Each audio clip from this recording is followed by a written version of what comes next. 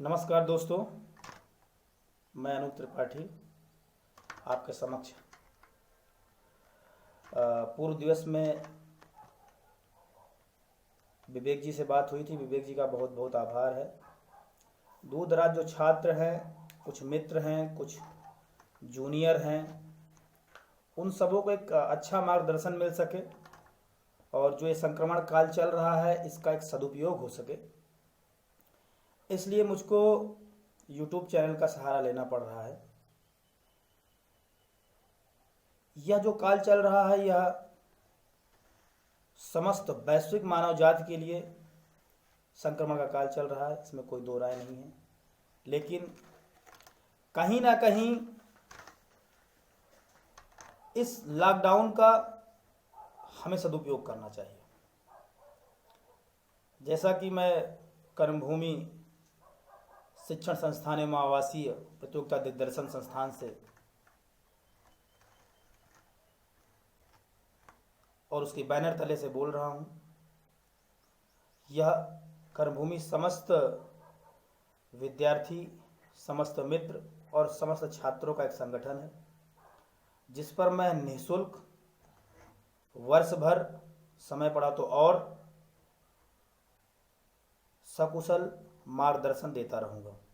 अभी लॉकडाउन चल रहा है, लॉकडाउन के बाद हम अपने कुछ और विषय विशेषज्ञों को बुलाएंगे और उनके द्वारा मार्गदर्शन दिलाया जाएगा। अभी संसाधनों की कमी है, लॉकडाउन चल रहा है, तो क्योंकि अभी यह नवोदित संस्थान है, अभी हाल ही में इसका उत्थान हुआ है, सृजन बिल्कुल समीप का है, तो उसके बाद लॉकडाउन आ गया, संसाधनों में कमी। लेकिन फिर भी समय निकाल करके और संसाधन से नहीं साधना से हर चीज पाई जा सकती है। मुद्दे पे आते हैं। कुछ दिनों बाद मैं आपको सामान्य अध्ययन की श्रृंखला में भूगोल विषय का एक क्रमबद्ध, संयमित और क्रमवार विषय वस्तु प्रस्तुत करूंगा, जो आयोग या जो कर्मचारी चयन आयोग हैं उनके स्तर के विषय वस्तु से। हाल ही में कुछ कोचिंग संस्थान और कुछ संस्थाएं ऐसी थंबनेल बनाते हैं, यूपी लेखपाल, यूपी बीडीओ, तो हमको यूपी लेखपाल, यूपी बीडीओ के लिए नहीं पढ़ना है, हमको समग्र समान अध्ययन पढ़ना है। भूगोल से क्वेश्चन कर्मचारी चयन आयोग भी पूछता है, उत्तर प्रदेश लोक सेवा आयोग भी पूछता है और लोक संघ आयोग भी पूछता है। तो हमें पूरा समान अध्ययन पढ़ना है। शॉर्टकट मेरे हिसाब से बहुत ही कैंसर साबित होगा। हमें एक समग्र अध्ययन लेना है, एक शार्प स्टडी करना है। मैं 4 बजे लाइव आने वाला था, लेकिन कुछ अपरिहार्य कारणों से स्थगित करना पड़ गया, उसके लिए मैं बहुत माफ़ी चाहूँगा। इसलिए वीडियो मैं बना रहा हूँ।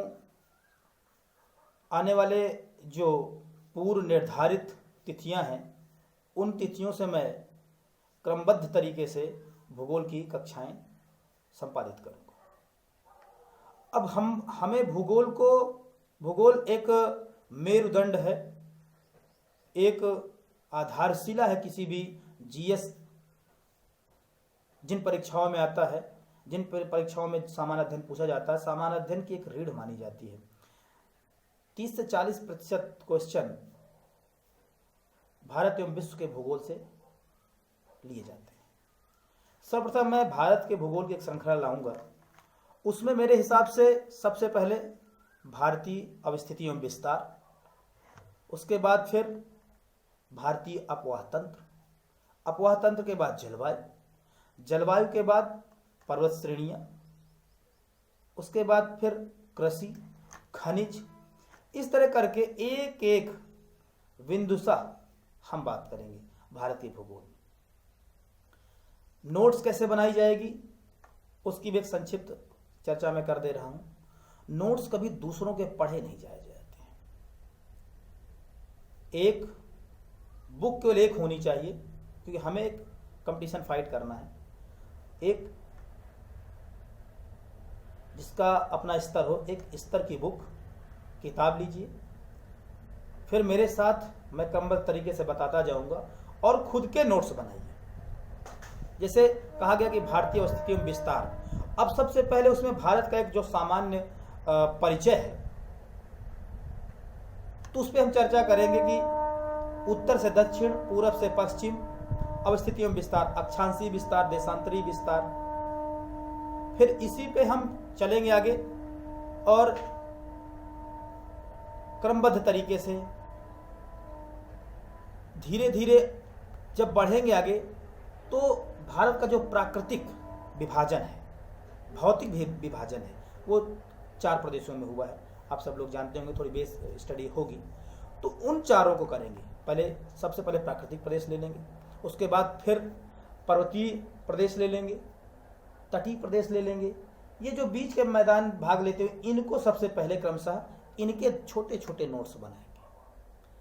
एटलस को साथ में रखेंगे, मानचित्र के द्वारा पढ़ाई होगी। भूगोल मानचित्र का विषय है। मानचित्र से क्या होता है, दिमाग में एक उसकी इमेज बन जाती है, फिर कभी विषय वस्तु भूलती नहीं है। इसी तरह जब हम विश्व का भूगोल पढ़ेंगे, तो सबसे पहले कंटिनेंट से शुरू करेंगे, महाद्वीप से शुरू करेंगे। महाद्वीप से शुरू करेंगे और वहां से उस महाद्वीप से शुरू करेंगे। थोड़ा सा नजरिया बदलेंगे, जो समझ में ज्यादा है। जैसे एशिया अगर पढ़ेंगे, तो फिर एशिया में दक्षिण एशिया पढ़िए, पूर्व पश्चिम एशिया पढ़िए, पूर्वी एशिया पढ़िए। एक बहुत बड़ा, सबसे बड़ा जो हमारा महाद्वीप है, एशिया महाद्वीप है। तो वहां से थोड़ा बोरिंग लगेगा, तो सबसे पहले हम ओशनिएशिया पढ़ेंगे। ओशनिएशिया में ऑस्ट्रेलिया और न्यूजीलैंड छोटे छोटे कंटिनेंट हैं। ऑस्ट्रेलिया पढ़ेंगे, न्यूजीलैंड पढ़ेंगे, हमारा जो है मनोबल बढ़ेगा, एक कॉन्फिडेंट है। फिर हम नीचे से निकलेंगे, एशिया के बाद हम अफ्रीका पढ़ेंगे। हिंद महासागर की ओर आते हैं, पश्चिम की ओर। आप अगर नज़रों में अगर इमेजिन करते हैं, तो नक्शे में आइए, मैप में देखिए कि ओशनिएशिया से फिर हम नीचे नीचे आएंगे, अटलांटिक महासागर की ओर से, हिंद महासागर की ओर से अफ्रीका पहुंचेंगे, एशिया के नीचे से। दक्षिण एशिया, जहां हमारा भारत श्रीलंका है, उसके नीचे से अफ्रीका पहुंचेंगे, अफ्रीका पढ़ेंगे। क्वेश्चन ओशनिएशिया से बहुत आते हैं, तो क्वेश्चन आते हैं ऑस्ट्रेलिया और अफ्रीका से भी क्वेश्चन आते हैं। अफ्रीका पढ़ने के बाद हम उधर से ही निकल पड़ेंगे, साउथ अमेरिका जाएंगे, दक्षिण अमेरिका पढ़ेंगे। ये जो मैं बोल रहा हूं, ये सब भूमध्य रेखा के नीचे हैं, उष्ण कटिबंधीय जलवायु है। तो हम साउथ अमेरिका की ओर चलेंगे। साउथ अमेरिका खत्म करने के बाद पनामा जल संधि को पार करके हम नॉर्थ अमेरिका पहुंचेंगे। जब नॉर्थ अमेरिका पढ़ लेंगे, ओशनिएशिया पढ़ लेंगे, अफ्रीका पढ़ लेंगे, साउथ अमेरिका पढ़ लेंगे और नॉर्थ अमेरिका पढ़ लेंगे, मानचित्र के साथ, बराबर मानचित्र। अगर ओशनिएशिया में आ गया कि ग्रेट बैरियर रीफ कहाँ है, तो हमको ग्रेट बैरियर रीफ मैप में दिमाग नजर डालें, तो वो प्रवाल भित्तियां किनारे किनारे हमको दिख जाएं। कहने का मतलब ये भूगोल मानचित्र का विषय है। जब बोर्ड और मार्कर की व्यवस्था हो जाएगी, अभी तो लॉकडाउन चल रहा है, आने वाले दिनों में, उसके बाद मैं आपको भूगोल, भारत का भूगोल, विश्व का भूगोल, भौतिक भूगोल, आर्थिक भूगोल, भूगोल से कोई भी क्वेश्चन किसी भी स्तर का छूटने वाला नहीं है। ये मेरा अपना कहने का मतलब है और बता रहा हूं मैं आपको। मेरे साथ क्रमबद्ध तरीके से अगर आप रहेंगे, तो भूगोल बिल्कुल नहीं छूटेगा। भूगोल के बाद इतिहास भी आएगा, पॉलिटी भी आएगी, एक एक जीएस के सारे खंड, 8 खंड आएंगे और 8 खंड में क्वेश्चन कहीं ना कहीं आपको वेरी करेंगे और आप प्रतियोगिता में रहेंगे। तो ये भूगोल पढ़ने का एक क्रमबद्ध तरीका। सबसे पहले तो एटलस होना चाहिए, सबसे पहले, वो भी इंग्लिश मीडियम का एटलस, हिंदी मीडियम का नहीं, क्योंकि हिंदी मीडियम का तुरंत मिल जाता है। जब कोई चीज़ तुरंत मिल जाती है, तो वो इमेजिन नहीं हो पाता, वो एक इमेज नहीं बन पाती, स्मृतियों में उसकी छाया नहीं बन पाती है। तो इंग्लिश मीडियम का हमको एटलस लेना है, ऑक्सफोर्ड का। उसके बाद एक कोई अच्छी सी बुक, अभी हम कमेंट आप करेंगे तो मैं कमेंट में बता दूंगा कौन सी, और